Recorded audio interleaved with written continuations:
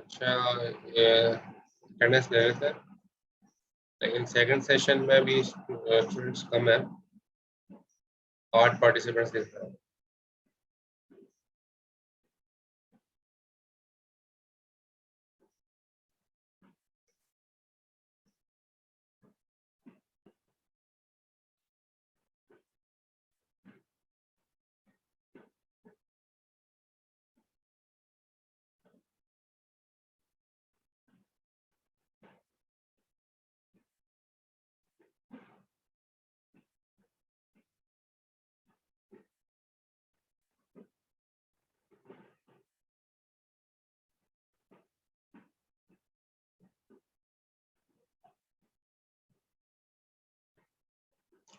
तो 7 बिन मुजाहिद तो नहीं है, और मिर्जा इसहाक,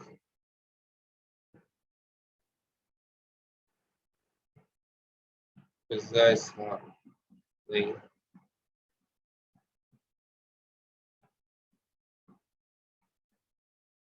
मोहम्मद फैसल, ठीक है, प्रेजेंट है। अलीना इब्राहिम, अलीना इब्राहिम, ठीक है, प्रेजेंट है। Mohammad Umar Khan, present sir.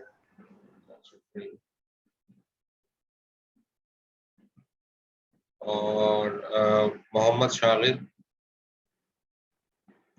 ठीक है, प्रेजेंट है। मुस्तफ़ा, मुस्तफ़ा, मुस्तफ़ा नहीं।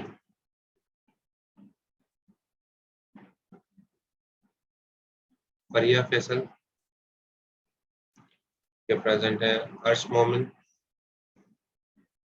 प्रेजेंट है। शेख मोहम्मद उमर शाहिद,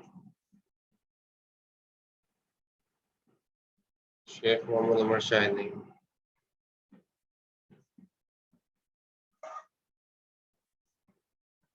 अच्छा, शेख आयशा शाहिद, ठीक है, प्रेजेंट है। जकवान, जकवान प्रेजेंट है। मोहम्मद असद सनाउल्लाह, असद सनाउल्लाह, ठीक है, प्रेजेंट है। जुबैर अख्तर, सही है, प्रेजेंट है। हमजा कमाल, हमजा, हमजा नहीं।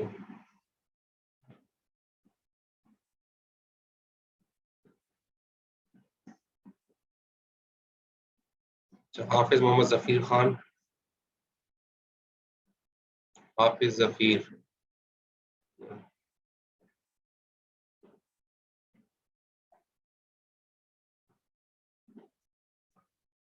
मोहम्मद उमर सिद्दीकी, उमर सिद्दीकी प्रेजेंट है। मोहम्मद सैयद मोहम्मद तकी रजा,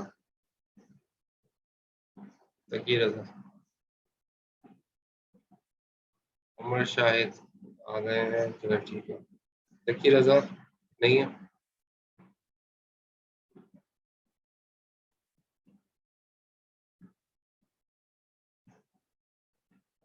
अच्छा जी, एब्सेंटीज के नाम कॉल कर रहा हूँ। साद बिन मुजाहिद, फिजा इसहाक, मुस्तफ़ा, हमजा कमाल, हाफिज जफीर, एसएम तकी रजा, ठीक है, ये लोग एब्सेंट हैं। अच्छा, हाफिज जफीर आ गए।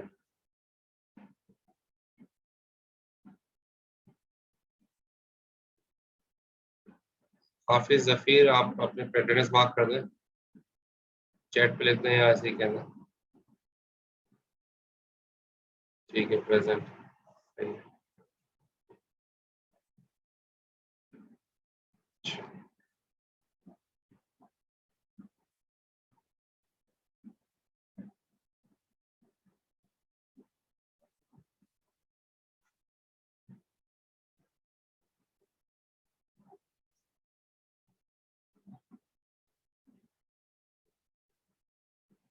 ये स्लाइड हमने कर ली थी ब्रेक से पहले।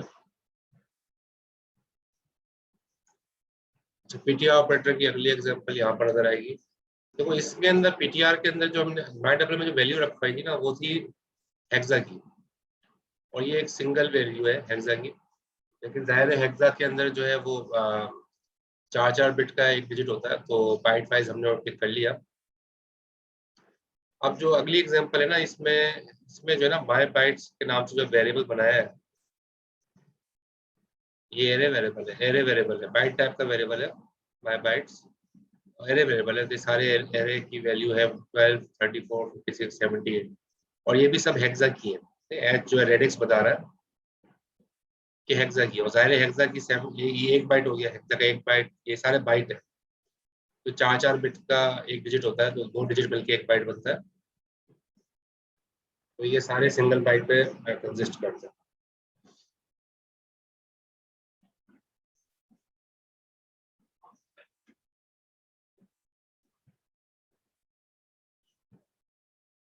अच्छा, अब यहाँ देखें डॉट कोड में हम गए, तो हमने लिखा move x word PTR my bytes. My bytes, अब जाहिर है कुछ भी नहीं लिखा, कुछ नहीं लिखा होता तो बाय डिफॉल्ट वो 0 लेता है। ठीक है, तो 0 से 0 का मतलब क्या है कि वो एरे के अंदर जो ना पहला बाइट ये होगा, क्योंकि जाहिर है एरे के अंदर जो पहला बाइट होता है वो पहला वाला होता है। कोई वैल्यू हो, जैसे ये कोई वैल्यू थी ना ये हेक्सा की, तो ये हमने आखिरी का उठाया था सिग्निफिकेंट बाइट, लेकिन एरे के अंदर पहली बाइट ये होती है कि आखिरी में नहीं चले जाना।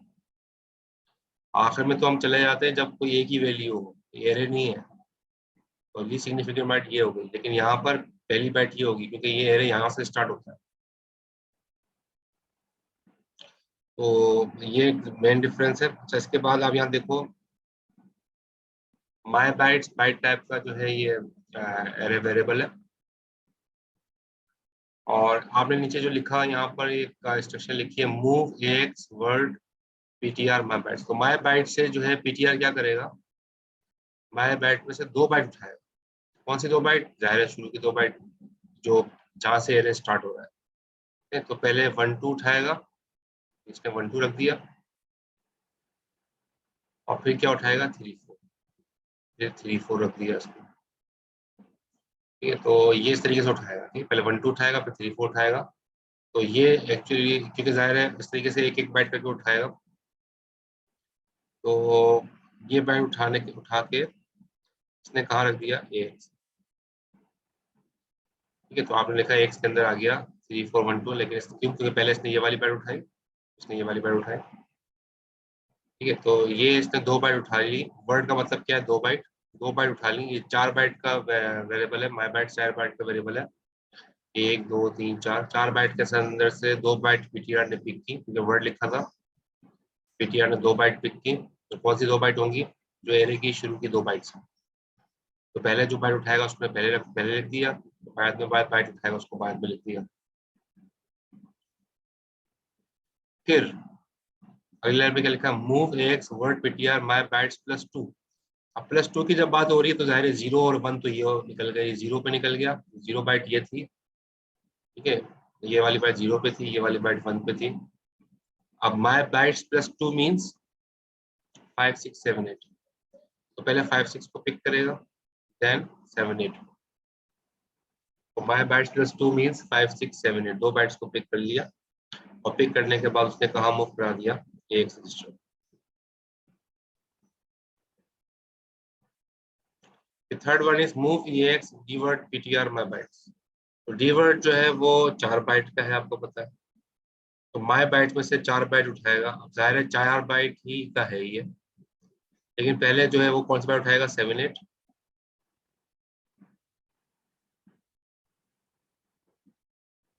अच्छा, पहले तो सॉरी यहाँ से मैंने यहाँ से लिखाएंगे ना, तो पहले पहले ये 1 2 रखिएगा, उठाएगा। ठीक है, 1 2 उठाएगा, फिर ये 3 4 उठाएगा, फिर ये 5 6 उठाएगा, यहाँ दिखाएगा, इसके आखिर में 7 8 उठाएगा।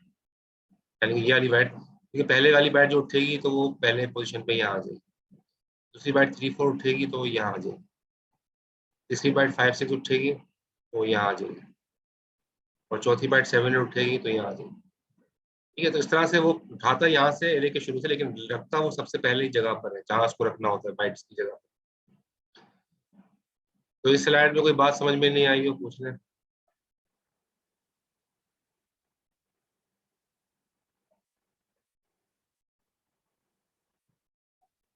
क्लियर है? Any question?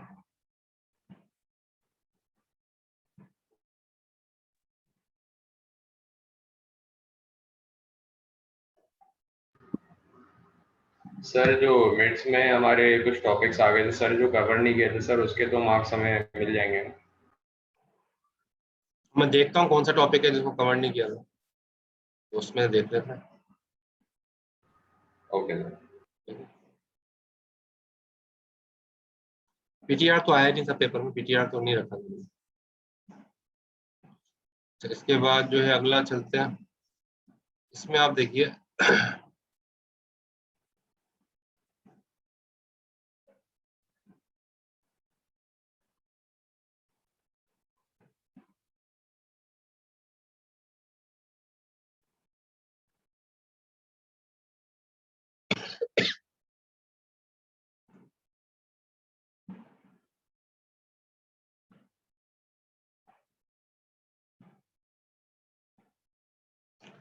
अच्छा यहाँ देखो नेक्स्ट एग्जांपल यहाँ पर सामने, वेरिएबल बी बाइट टाइप का है 56310205।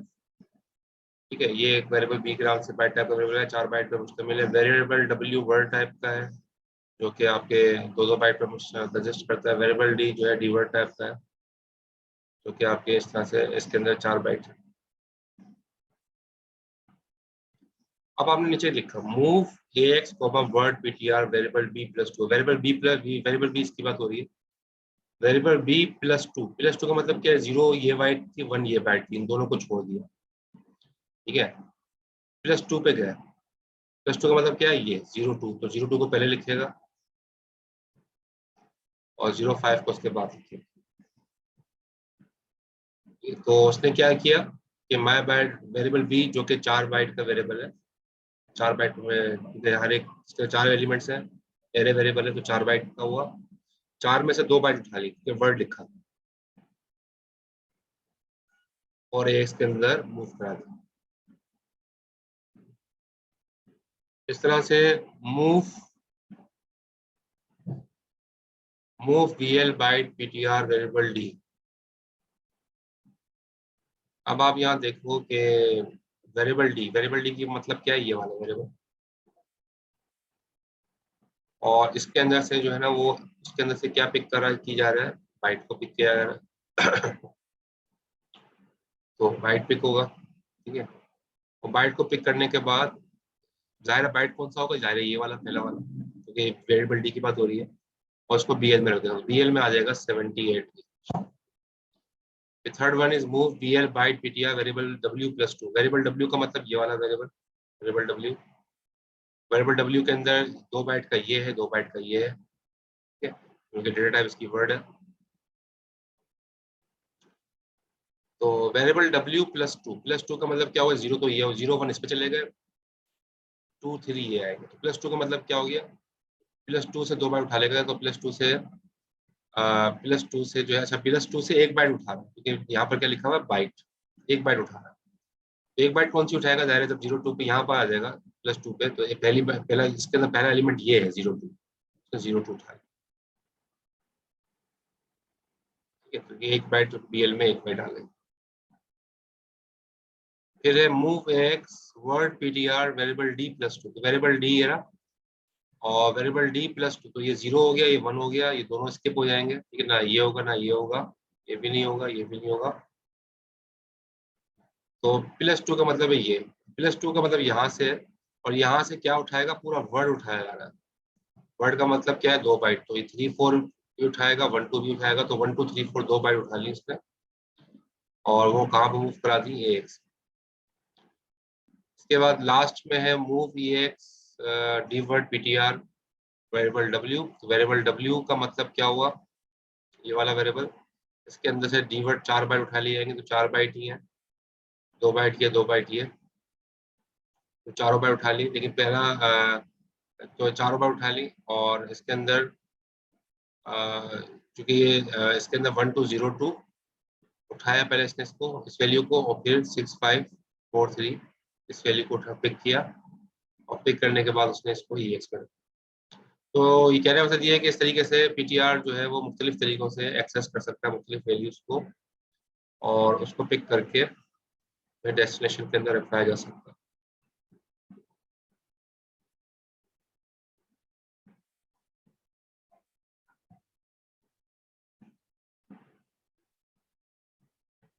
इसका एक टाइप ऑपरेटर के नाम से भी है। टाइप ऑपरेटर का काम क्या है? It returns the size, size return करता है, ठीक है? यानी कि बाइट्स के अंदर। जैसे आपने लिखा वेरिएबल 1 बाइट टाइप का है अनइनिशियलाइज्ड, वेरिएबल 2 वर्ड टाइप का है अनइनिशियलाइज्ड, वेरिएबल 3 डीवर्ड टाइप का है अनइनिशियलाइज्ड, वेरिएबल 4 क्वाड वर्ड टाइप का है, वो भी अनइनिशियलाइज्ड है। अब आपने लिखा मूव ईएक्स टाइप वेरिएबल 1, ठीक है? ये पहली लाइन लिखी, टाइप वेरिएबल 1, वेरिएबल 1 की टाइप, तो वेरिएबल 1 जो है उसकी टाइप क्या है? बाइट। तो वो 1 जो है ना 1, वो 1 उठाएगा और EX में रख देगा, EX में 1 आ जाएगा, क्योंकि वो टाइप को उठाएगा, टाइप की जो बाइट्स होगी वो उतनी बाइट्स उठा के EX में रख दी जाएगी। इस तरह move EX type variable 2, variable 2 की क्या टाइप थी? वर्ड। तो EX में क्या आ जाएगा? 2, तो वर्ड 2 बाइट का होता है। Move EX type variable 3, variable 3 की क्या टाइप है? D word. तो EX में क्या आ जाएगा? 4, तो डी वर्ड 4 बाइट का होता है। और move EX type variable, variable for quad word, quad word 8 byte का होता है, तो EX में 8 आ जाएगा। तो सिर्फ आपने टाइप लिखना है, टाइप से आपको जो वेरिएबल की जितनी बाइट्स होंगी वो बाइट्स आप जो है वो आपको रिटर्न करेगा ये टाइप वेरिएबल, टाइप जो है ऑपरेटर। क्लियर है टाइप ऑपरेटर? ये ज्यादातर वहां काम आएगा। अभी आप देखिएगा, ये हम एरे पे काम करेंगे। इसका ये फायदा है, देखो हमें देखने की जरूरत नहीं पड़ेगी डेटा की वेरिएबल की टाइप क्या है। जो भी टाइप होगी वो उसके हिसाब से जो है ना वो हम वैल्यूज को एक्सेस कर सकते हैं। अभी हम आगे एग्जांपल्स में भी देखेंगे टाइप किस तरीके से हमारे लिए यूजफुल होगा।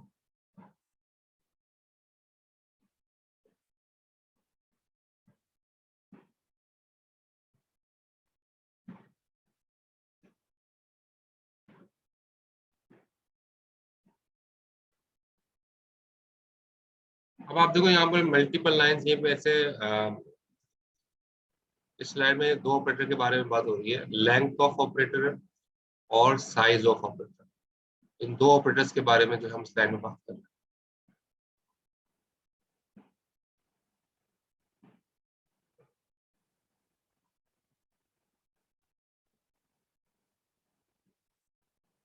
तो आप देखो वर्ड के अंदर 10 20 20 के बाद कॉमा लगा दिया, ठीक है? ये एरे एरे एरे वेरिएबल है, एरे वेरिएबल है, इसकी डेटा टाइप वर्ड है।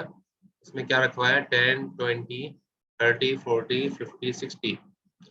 अब नीचे आने के बाद चूंकि यहाँ आखिर में कॉमा कॉमा लगा है, दोबारा वर्ड लिखने की जरूरत नहीं, ठीक है? ये तो आपको मैंने बताया था, दोबारा वर्ड लिखना नहीं पड़ता, शुरू में बताया था मैंने आपको। कॉमा नहीं लगाओगे फिर नीचे आओगे तो दोबारा वर्ड लिखना पड़ता, लेकिन कॉमा लगा दिया तो दोबारा वर्ड लिखने की जरूरत नहीं है। अब इसके अंदर डॉट कोड में आकर मैं लिखा move EX length of array. Length of एक ऑपरेटर है, तो करेगा कि एरे की जो लेंथ है, लेंथ मतलब क्या है? कितने एलिमेंट्स है? 1 2 3 4 5 6, 6 एलिमेंट्स हैं। तो EX में क्या आ जाएगा? EX में आ जाएगा 6।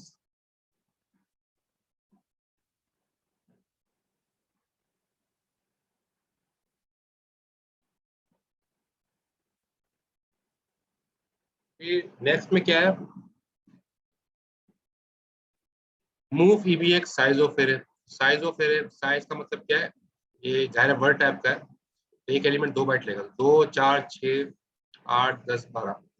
तो साइज ऑफ एरे अगर आप निकालोगे, एरे इस वेरिएबल का नाम है, इसका साइज ऑफ का मतलब ये कितने बाइट्स पे मुश्तमिल है, तो ये 12 बाइट्स पे मुश्तमिल है, तो 12 जो है वो EBX में आ जाएगा। क्लियर हो गया? लेंथ ऑफ और size of, length of number of elements in the array, size of number of bytes जो है consisting in the of consisting of an array, ठीक है? तो वो आज रिटर्न करेगा।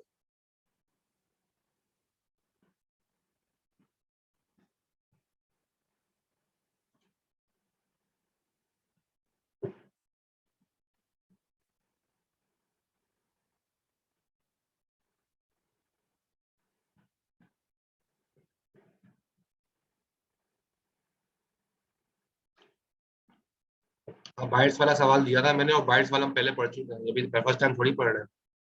फैसल ने कहा कि हमने आपने बाइट्स वाला सवाल, बाइट्स वाला फर्स्ट टाइम नहीं पढ़ रहा, ये तो हमने पहले बहुत तफसील से पढ़ चुके हैं।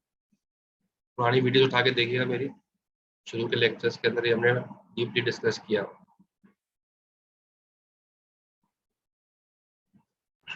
स्लाइड से नहीं लिया था वो, पिछले स्लाइड्स का ही। सर लैब में तो हम काफी आगे जा रहे हैं, स्टैक पर हैं अभी। जी लैब में तो कह रहा हूँ काफी आगे जा रहे हैं, हम स्टैक पढ़ रहे हैं अभी। स्टैक पे पहुंच गए। Yes sir. सही है। तो अच्छी बात है, लैब तो आगे ही चलती है इसमें, वो तो आपका स्विचिंग हो गया, लेकिन असल में आपने वो मैक्रोस कर लिए थे, मैक्रोस अफान ने यस सर। मैक्रोस करा दी थी लैब में, जो टेक्स्ट EQ EQ ये सारी चीजें करा दी थी।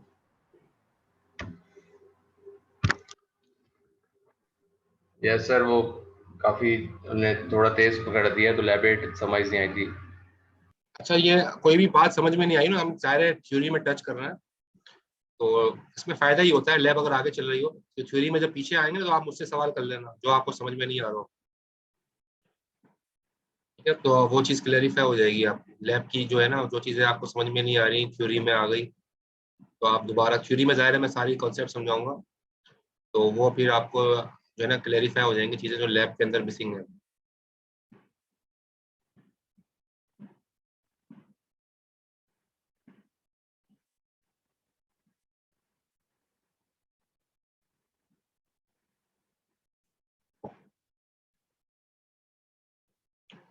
अब देखो यहाँ पर लेंथ ऑफ साइज ऑफ का जो है ना अलग वैल्यू रिटर्न कर रहा है। अब यहाँ पर चूंकि कॉमा नहीं लगाया, सिर्फ दो कॉमा का फर्क है, छोटी सी बात, बाकी वही है 10 20, लेकिन कॉमा नहीं लगाया, एंटर कर दिया, नीचे दोबारा वर्ड लिखना पड़ेगा। 30 40 कॉमा नहीं लगाया, एंटर कर दिया, नीचे दोबारा वर्ड लिखना पड़ेगा। 50 60, ठीक है। तो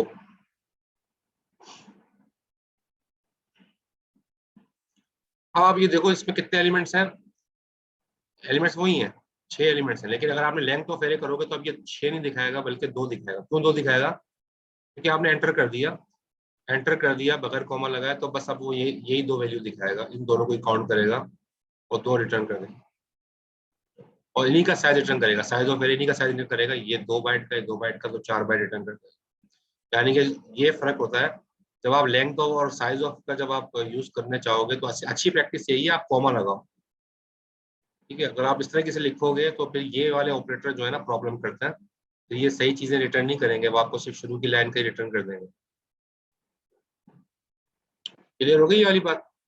मल्टीपल लाइंस के अंदर अच्छी प्रैक्टिस यही है कि अगर आप एरे को मल्टीपल लाइंस में लेकर जा रहे हो तो कॉमा लगा दो बस दोबारा से, ताकि ये वाले ऑपरेटर प्रॉब्लम ना करें, लेंथ ऑफ और साइज ऑफ आपको सही वैल्यू रिटर्न करें जो आप चाह रहे हो।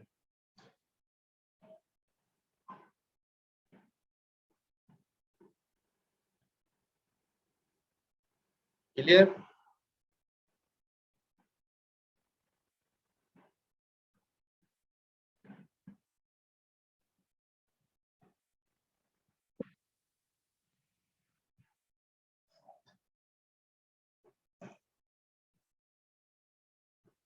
अच्छा, ये तो हमने पार्ट 1 कंप्लीट किया।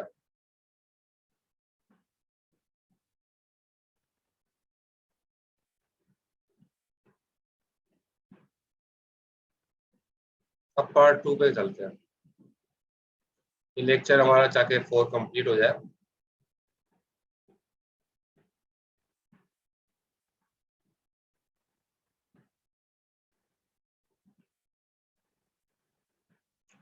अच्छा, इसके अंदर लेबल डायरेक्टिव है।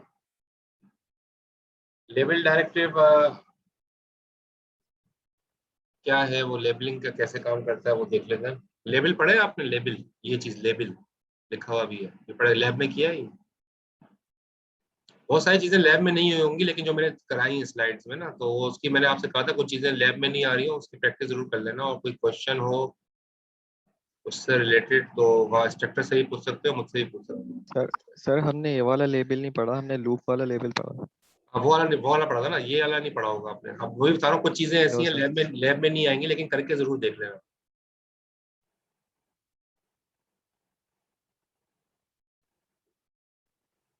अच्छा, अब ये देखो लेबल का काम क्या है ये समझ गया। देखो अब इसमें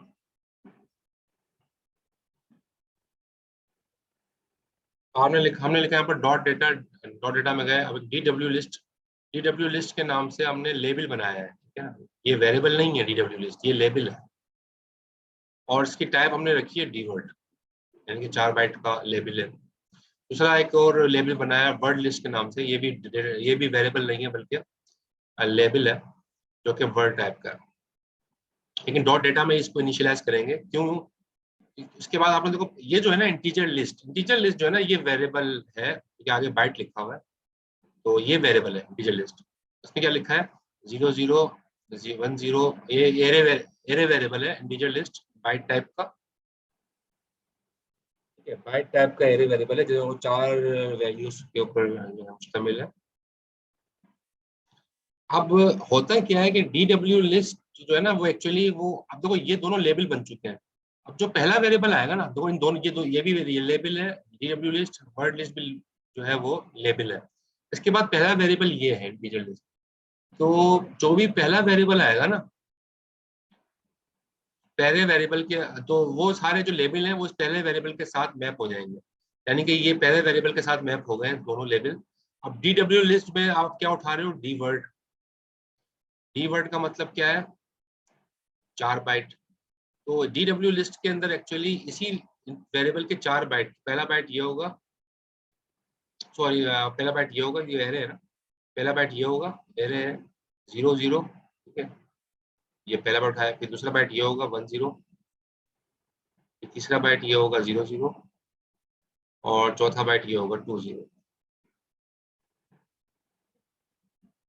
तो 4 बाइट उठा लिए, क्यों? क्योंकि इसमें आपने डीवर्ड लिखा था, लेबल के बाद आपने डीवर्ड लिखा था। तो जो लेबल के बाद पहला वेरिएबल आएगा उस वेरिएबल की 4 बाइट जो है ना वो उठ जाएंगी, और DW लिस्ट के अंदर जो है वो आ जाएंगे। तो DW लिस्ट का जब आप मूव कराओगे ES में, तो ES के अंदर एक्चुअली ये वैल्यू आ जाएगी।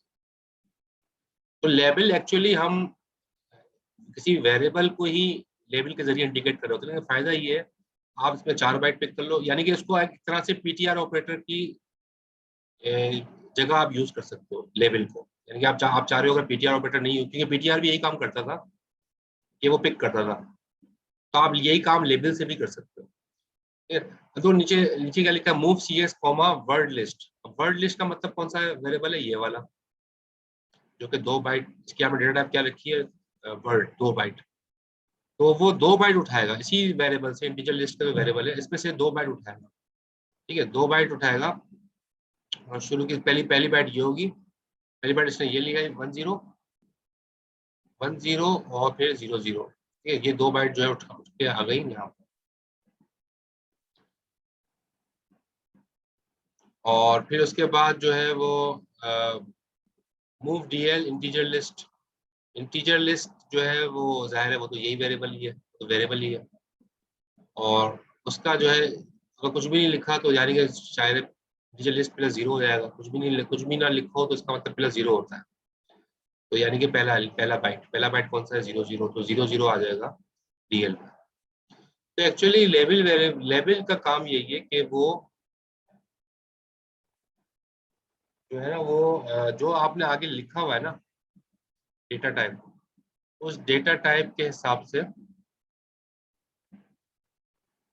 जो है वो चीज़ों को पिक करता है, और वो जो है अपने पास रखता है। अगर डीवर्ड है तो 4 बार उठाएगा, वर्ड है तो 2 बार उठाएगा, और वो उसी वेरिएबल से उठाएगा जो पहला वेरिएबल नीचे आ रहा होगा। सही है, क्लियर हो गया लेबल डायरेक्टिव।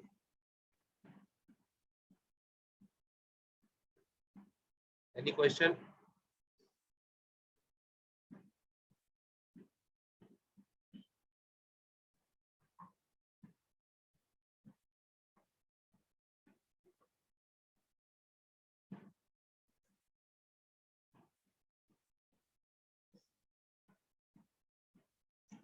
अच्छा, अब यहाँ पर देख रहे थे indirect operands, array sum example index operands. Indirect address यानी कि एड्रेस के जरिए से ऑपरेंड को हम एक्सेस करने की कोशिश करें। तो एरे को दो तरीके एरे को एक्सेस करने के, इनडायरेक्ट ऑपरेंड्स और जो जैसे इनडायरेक्ट ऑपरेंड्स और इंडेक्स ऑपरेंड्स, ठीक है, 2 तरीके हैं, इनडायरेक्ट ऑपरेंड्स है, इंडेक्स ऑपरेंड्स है। तो एरे को इन दोनों तरीकों से हम एक्सेस कर सकते हैं।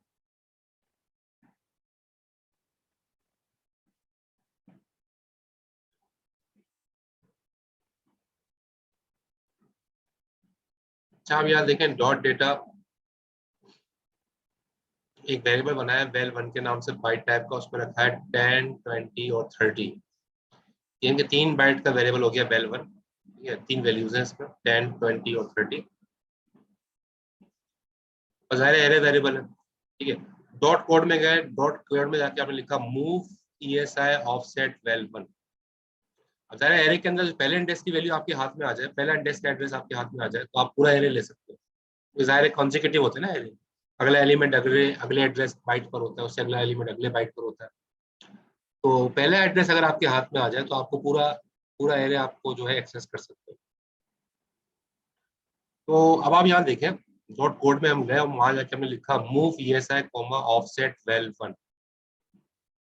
वेल वन का जो ऑफसेट है यानी कि स्टार्टिंग एड्रेस, तो वेल वन का स्टार्टिंग एड्रेस यही है जहाँ पे 10 रखा है स्टार्टिंग एड्रेस, यानी कि ये जो एड्रेस होगा जहाँ पर ये 10 रखा हुआ है स्टार्टिंग एड्रेस एरे का, ठीक है, वो एड्रेस उठ के कहाँ आ जाएगा ESI।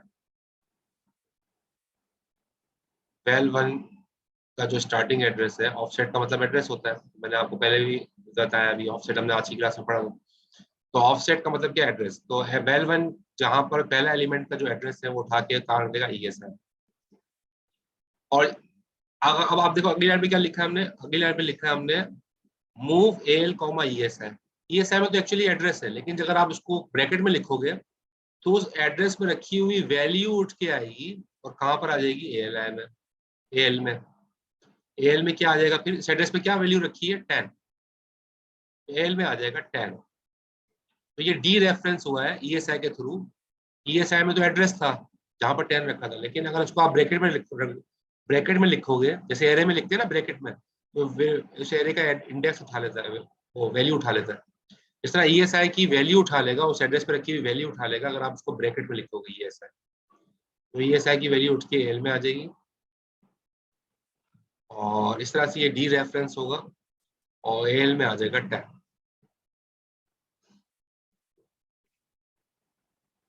इस तरह आपने लिखा इंक्रीमेंट ESI। अब ESI की वैल्यू इंक्रीमेंट हो रही है, इंक्रीमेंट वही ऑपरेटर जो हम पहले पढ़ चुके हैं, एक का इजाफा करता है इंक्रीमेंट।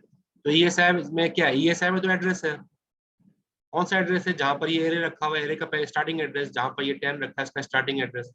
ठीक है, तो इंक्रीमेंट ESI कर दिया तो अब ये +1 हो जाएगा, यानी कि स्टार्टिंग एड्रेस जो ये था, अब जो है +1 करने का मतलब क्या है, 20 का जो है एड्रेस जो है, ठीक है, ESI में एड्रेस है, तो 20 जहां रखा हुआ है उसका एड्रेस जो है वो कहाँ आ जाएगा, वो ESI में आएगा, उसमें ESI उसको इंडिकेट करेगा।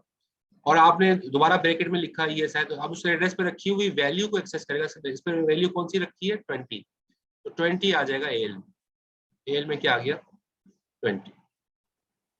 फिर आपने लिखा इंक्रीमेंट ESI, तो अभी ESI जो है इंडिकेट कर रहा था सेकेंड एलिमेंट को, अब इंक्रीमेंट ESI किया तो +1 हो जाएगा।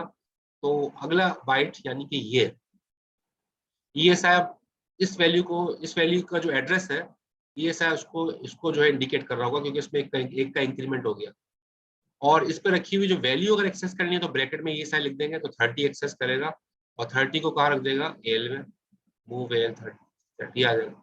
तो हमने इसमें किया क्या, एड्रेस के जरिए से हम पहले ESI में हमने एड्रेस रखवा दिया, फिर हम एड्रेस के अंदर इंक्रीमेंट करवा रहे हैं, तो एक्चुअली वो एरे में ही इंक्रीमेंट कर रहा है, एरे के अगले एड्रेस में जा रहा है।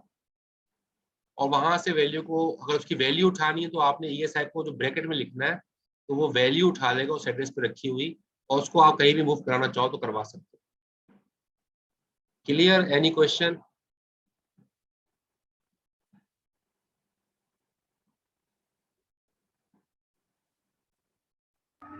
Yes, sir, all clear.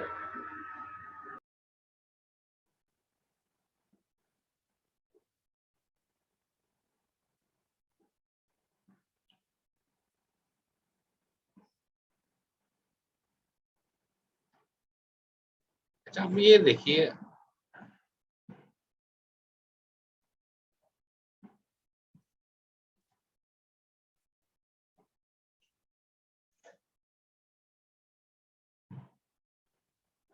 PTR को आप यूज कर सकते हो, use PTR to clarify the size attribute of our memory operand. ठीक है, साइज एट्रीब्यूट को अगर आपने किसी मेमोरी ऑपरेंड के साइज एट्रीब्यूट को जो है एक्सेस करना है पीटीआर के जरिए कर सकते हो।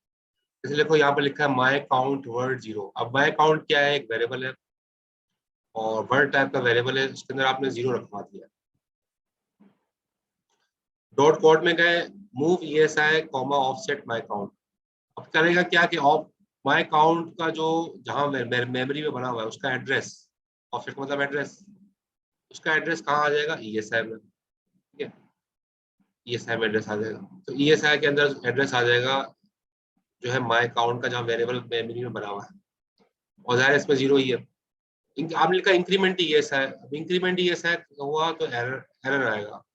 एरर क्यों आएगा, क्योंकि ये तो कोई एरर थोड़ी है, ये तो वैल्यू है।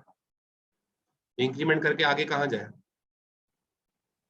ठीक है, कितना इंक्रीमेंट करे, कितना इंक्रीमेंट करे, 1 का इंक्रीमेंट करे, 2 का इंक्रीमेंट करे, क्योंकि ये कोई वो तो नहीं है मतलब तो वर्ड का मतलब है ये माई काउंट के अंदर वर्ड आ गया तो वर्ड का मतलब है सारे 0 आ जाएंगे, 2 बाइट की 2 बाइट में 0 आ जाएंगे माई काउंट के अंदर। लेकिन अब ये कोई एरे तो नहीं है ना, ये तो नंबर है।